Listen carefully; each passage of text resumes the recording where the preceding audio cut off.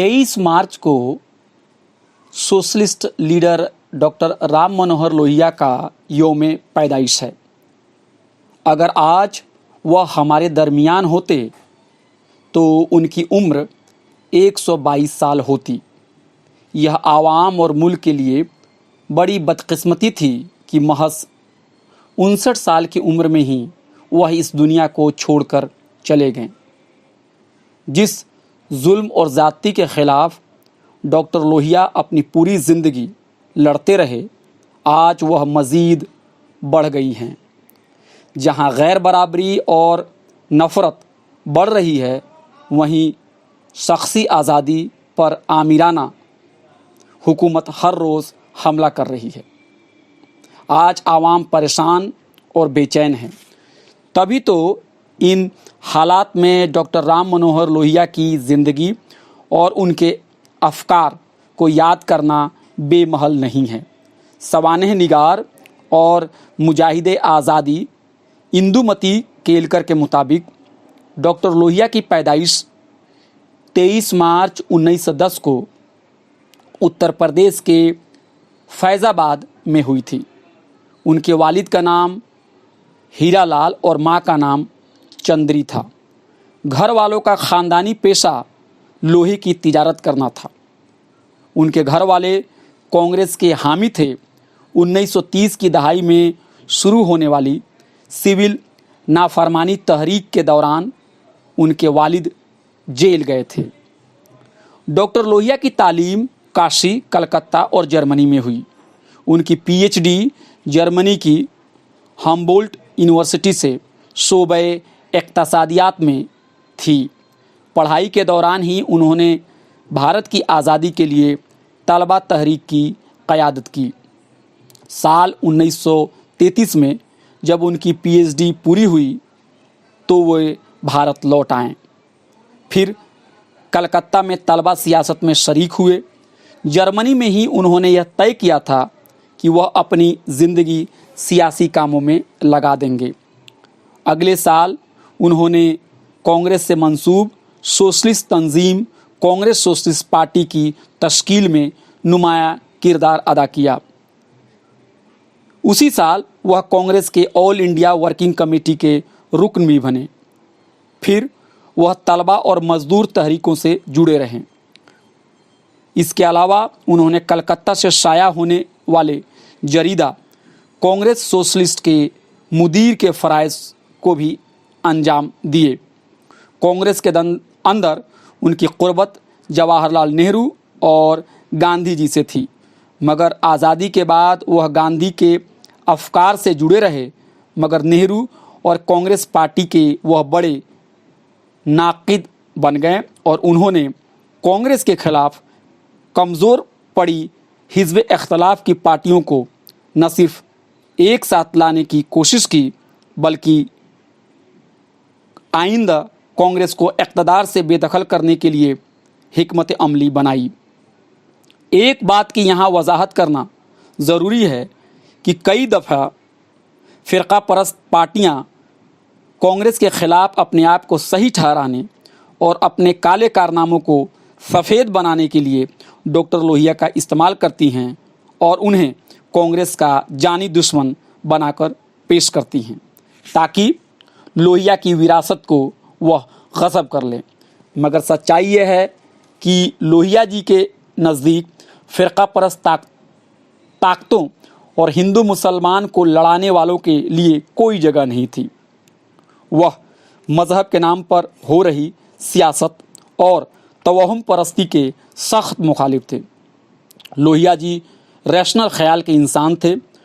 उनका यकीन अक्ल और दलाइल पर था, न कि अंधभक्ति पर। जब उनका इंतकाल हुआ तो बग़ैर कोई मजहबी रस्म अदा किए उनके मुर्दा जिस्म को बिजली की आग की मदद से राख में तब्दील कर दिया गया।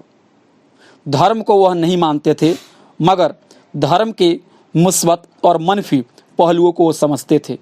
वह हिंदुस्तानी सकाफ़त और हिंदू धर्म को ना पूरी तरह से खारिज करते थे और ना ही उसकी इशाअत आँख बंद करते थे। जहाँ तक उनके कांग्रेस मुखालिफ होने की बात है तो इसका यह मतलब नहीं था कि वह भगवा जमात से मोहब्बत करते थे।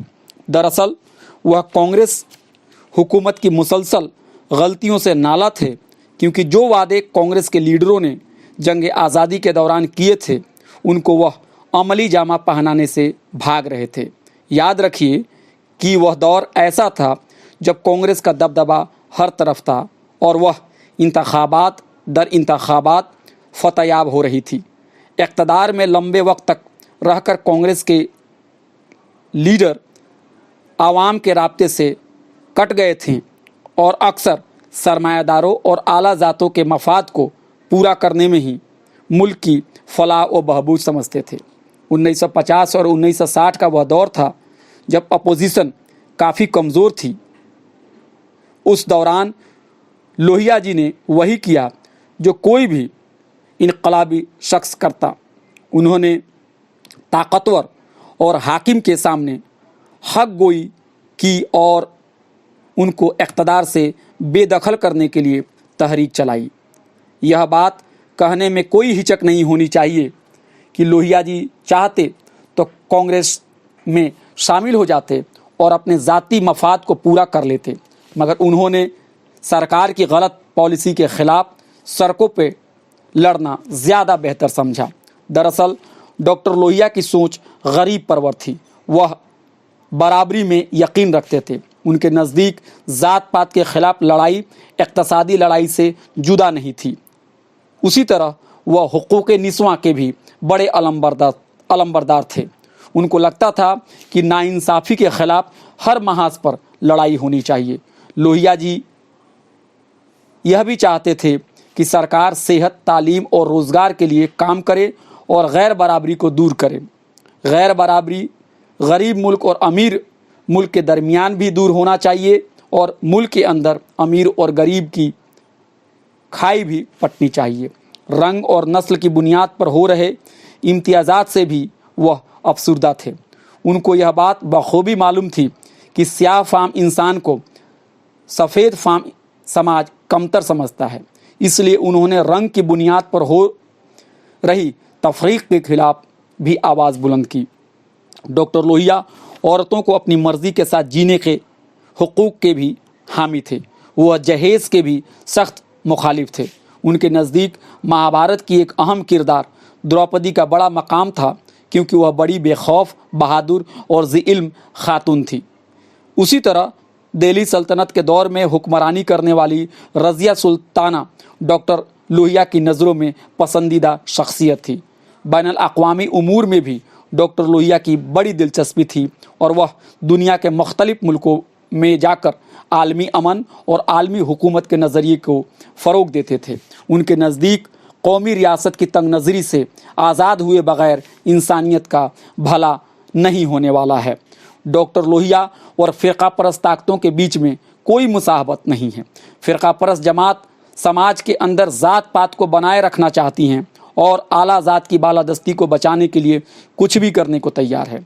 जहां फ़िरका परस्त ताकतों को सरमायादारों की खिदमत करने में कोई परेशानी नहीं है, वहीं डॉक्टर लोहिया पूरी ज़िंदगी सरमायादारों के ख़िलाफ़ लड़ते रहे। डॉक्टर लोहिया का ना तो कोई मकान था और ना कोई बैंक खाता। उन्होंने पूरी ज़िंदगी महकूमों की खिदमत में लगा दी।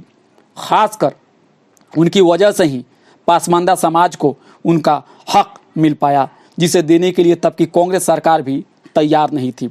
दलित, आदिवासी, पसमानदा, ख़वातीन और अक़लियती समाज के अंदर मौजूद कमज़ोर लोगों के लिए उन्होंने 60% रिजर्वेशन की बात की थी और उनकी सोशलिस्ट पार्टी ने उसके लिए लड़ाई भी लड़ी। डॉक्टर लोहिया शख्सी आज़ादी और सरकार की आमिराना पॉलिसी के ख़िलाफ़ मरते दम तक सड़कों पर लड़ते रहे और जेल जाते रहे। आज वह सब कुछ हो रहा है जिनके ख़िलाफ़ डॉक्टर लोहिया थे।